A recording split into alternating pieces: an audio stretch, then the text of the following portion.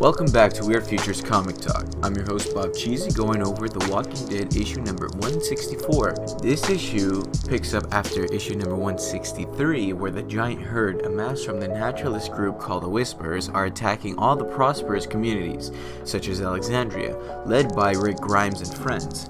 This issue kicks off with Maggie, who is leading her own civilization to fight against the herd, and she announces that they are winning.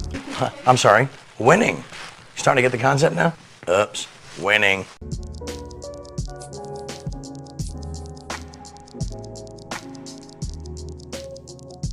She tells Carl to stay put while she goes with the squad to help redirect the zombie herd.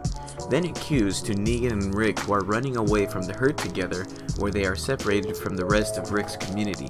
They're running away from the herd, where Negan gets a lead on Rick because Rick's a cripple by this point, and Rick starts to panic as they approach this house, and Rick yells, "Wait, wait," fearing that he would leave him to die in the zombie crowd, but Negan actually saves him and pulls him in. And then this awesome dialogue spawns between these two, which rises to the surface, where Negan proposes to Rick that they should be working together, where Rick quickly refuses against. Then we get this awesome shot of what the herd looks like surrounding Rick and Negan in this house that they are in, and I just can't help but to think they're just screwed at this point. Andrea is actually working hard to redirect the zombie herd on her own by blowing a horn, and she's riding on horseback trying to get the zombie herd away from everybody. Then it cuts back to Rick and Negan, where Negan proceeds to ask Rick what is the worst thing he has ever done. Rick immediately brushes this off, and Negan responds to how he brushed him off. Then we get this awesome dialogue from Rick, where he explains that so many bad things happen and the worst thing he has ever done is to live. What Rick says carries a heavy weight, and Negan is just thrown back by it because he wasn't expecting such a compelling response. Then he shares to Rick about his wife, and leaving her to rot was his biggest regret. He then shares his ideology of people and how he sees them as weaklings, but he respects Rick and what he has accomplished. And this is something that we have never seen from this charismatic, ruthless brute before.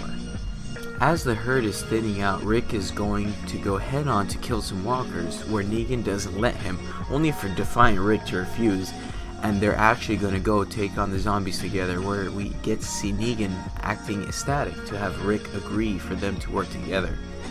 We then get to see Carl rally up the people that Maggie told him to stay with, and we get to see that he's becoming a leader, like father, like son. And that is the end of the issue. All in all, I'd say that some of the takeaways from these issues are that we get to see some great face shots in this issue. Charlie Allard, who has been the second artist of this series, I'd say had really outdone himself with the expressions. I'd say the highlight for me from this issue is that we get to see Negan opening up to Rick. I really personally like Negan as a character, and I'm glad to see that he recognizes Rick as a capable man and a leader and wants to keep him alive.